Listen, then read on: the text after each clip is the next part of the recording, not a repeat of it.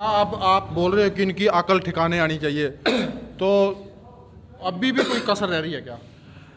जी देखिए, नैतिकता के तौर पर अगर देखा जाए तो भाजपा को चेयरमैन बनाने के प्रयास ही नहीं करने चाहिए। तो एक तरफ ये जो निर्दलीय जजपा जो विधायक हैं उन्होंने अपने पुत्रवधू को लड़वाया और इन्होंने सिंबल पर उम्मीदवार को लड़वाया, दोनों हार गए। जनता ने दोनों को सिरे से नकार दिया। तो चलो एक बात और मैं पूछना चाहूँगा सुंदरपाल जी से कि चर्चाएं चल रही हैं कि सभी से प्रयास किए जा रहे हैं, फ़ोन वगैरह किए जा रहे हैं, सरकार की तरफ से कोई संपर्क साधने की कोशिश हो रही है, थोड़ा वो पूछने की कोशिश करेंगे आपके साथ कोई ऐसा संपर्क।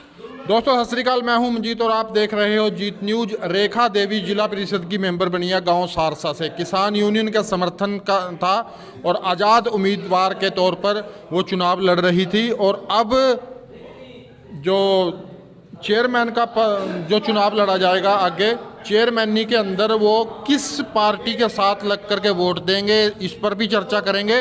और अभी किसान यूनियन के नेता हैं जो वो उनके घर पर पहुंचे हैं और बधाइयों का तांता है जो वो लगा हुआ है।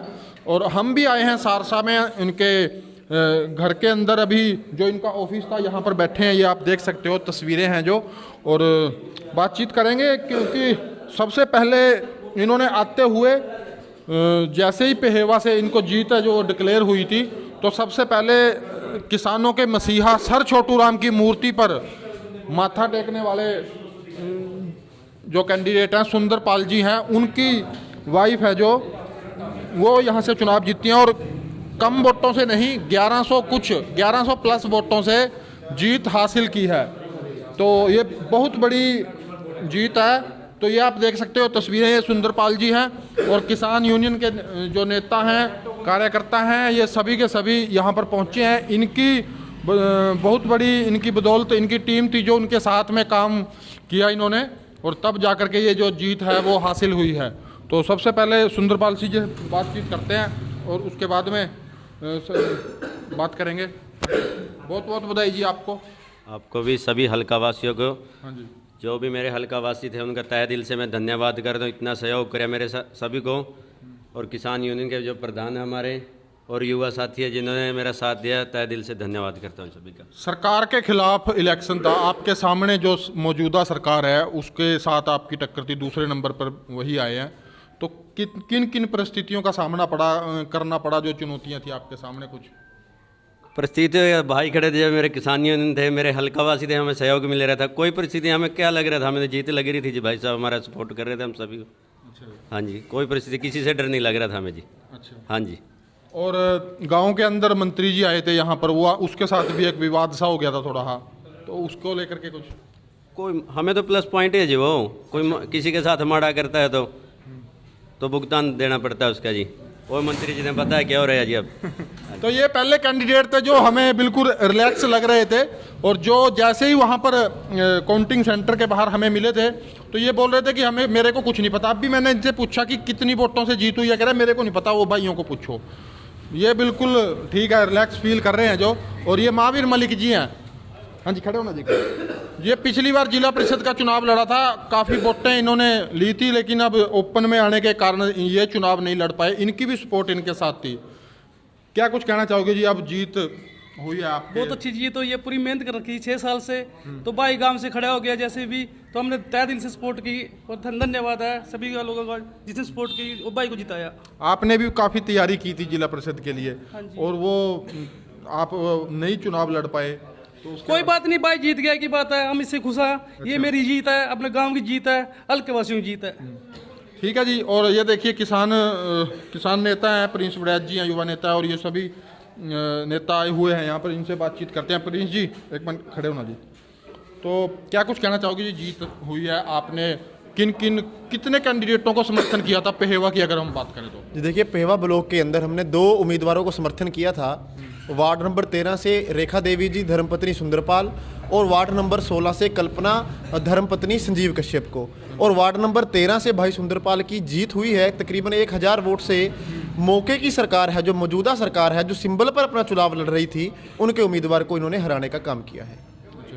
तो अब बात करें आगे जो चुनाव होगा, चेयरमैनी का अगर चुनाव होगा, तो उसके अंदर क्या कुछ परिस्थितियां रहने वाली हैं? और आप लोगों की अगर सलाह, मतलब आपके लोगों के कहने से ये चलेगा, तो आप लोगों की क्या सलाह रहेगी उसके बीच में? जी देखिए, हम तो हमारा स्टैंड तो बिल्कुल स्पष्ट है।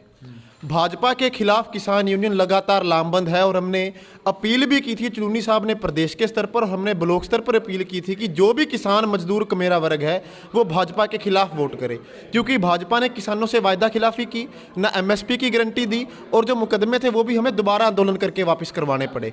तो हम तो ये बिल्कुल भी नहीं चाहेंगे कि भाजपा का कोई भी आदमी किसी भी तरह की कुर्सी तक पहुंचे। तो हमारी तो इनसे और भी उम्मीदवारों से यही अपील है कि चेयरमैन ऐसा चुने जो सत्ता के साथ ना हो, जो ओपोजिशन में हो, ताकि इनकी जो अकल है भाजपा के नेताओं की और भाजपा सरकार की वो ठिकाने आए, इनको ज़मीनी हकीकत का पता चले कि इनका ग्राउंड जो है वो किसान समाज इनसे नाराज है और आने वाले समय में इनसे कुर्सी छीनने का काम करेगा। क्या अब आप बोल रहे हो कि इनकी अकल ठिकाने आनी चाहिए? तो केवल 3 सीटें इन्होंने जीती हैं बीजेपी ने, तो अभी भी कोई कसर रह रही है क्या?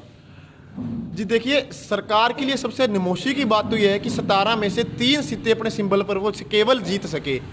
14 सीटों पर लोगों ने अन्य निर्दलीय और अन्य उम्मीदवारों को जिताने का काम किया, लेकिन उसके बावजूद भी सरकार क्या कर रही है कि निर्दलीय उम्मीदवारों को अपना दिखा करके कईयों को अपना चेयरमैन बनाने का कोशिश कर रही है, जैसे सरकारें करती हैं, बाय हुक और क्रुक कहती है कि किसी भी तरीके से कोई भी पार्टी की किसी भी सरकार हो तो वो ये काम करने की कोशिश करती है कि किसी तरह चेयरमैन की कुर्सी को लॉबिंग करके हथिया लिया जाए।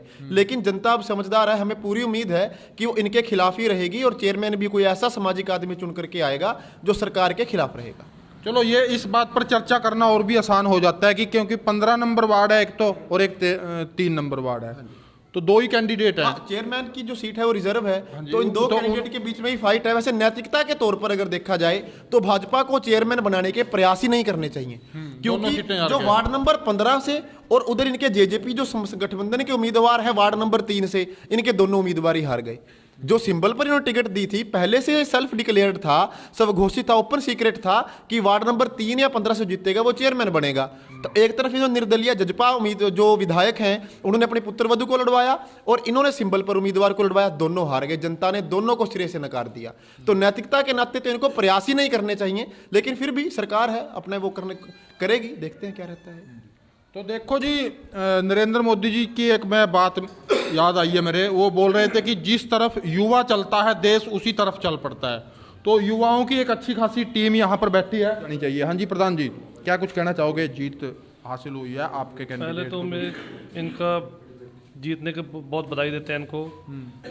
बहुत अच्छा परफॉर्मेंस कर, नया लड़का था, पहली बार इलेक्शन लड़ा, पहली बार जीत गया, बहुत अच्छा किया। हम तो इनसे ये कहते हैं कि अच्छा काम करो, इलाके में काम करो, पता चले आपका नाम हो इस इलाके में, आप बढ़िया काम करो। हाँ जी। तो चलो, एक बात और मैं पूछना चाहूँगा सुंदरपाल जी से कि चर्चाएं चल रही हैं कि सभी से प्रयास किए जा रहे हैं, फ़ोन वगैरह किए जा रहे हैं, सरकार की तरफ से कोई संपर्क साधने की कोशिश हो रही है, थोड़ा वो पूछने की कोशिश करेंगे। आपके साथ कोई ऐसा संपर्क हुआ, कोई बातचीत हुई? ऐसा कुछ नहीं है सर।